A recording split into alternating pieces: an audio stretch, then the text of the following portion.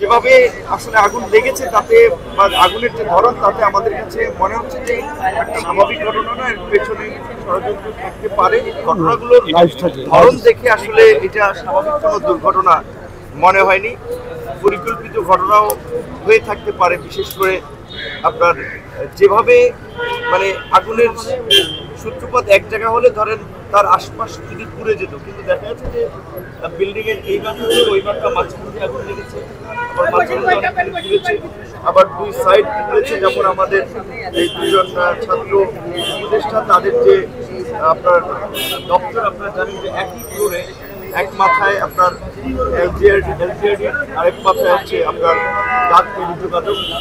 সেই দুই মাথায় একেবারেই মানে ওইরকম কিছু বলা চলে যে লাইক কেউ ভালোভাবে হচ্ছে যেভাবে আসলে আগুন লেগেছে তাতে বা আগুনের যে ধরন তাতে আমাদের কাছে মনে হচ্ছে যে একটা স্বাভাবিক ঘটনা না, এর পেছনে ষড়যন্ত্র থাকতে পারে। ক্ষয়ক্ষতি ওনারা সঠিকভাবে তো আমরা বলতে পারবো না, ওনারা বলতে পারবে।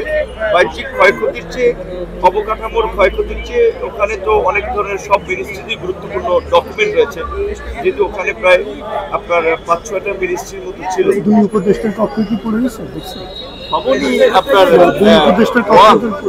বলে আপনি দেখলে যে ইটের পলেস্তারা বসে পড়তেছে এরকম একটা অবস্থা আগুনের কারণে। সেখানে রুমের ফার্নিচার টার্নিচার তো থাকার কথা না, ফাইল টাইল কিছু কক্ষগুলো পড়ে গেছে, কক্ষগুলো পড়ে গেছে। সংবাদ, ফিচার ও অনুষ্ঠানের জন্য ভিজিট করুন সংবাদ প্রকাশের ওয়েবসাইট এবং যুক্ত থাকুন ফেসবুক পেজ ও ইউটিউব চ্যানেলের সঙ্গে।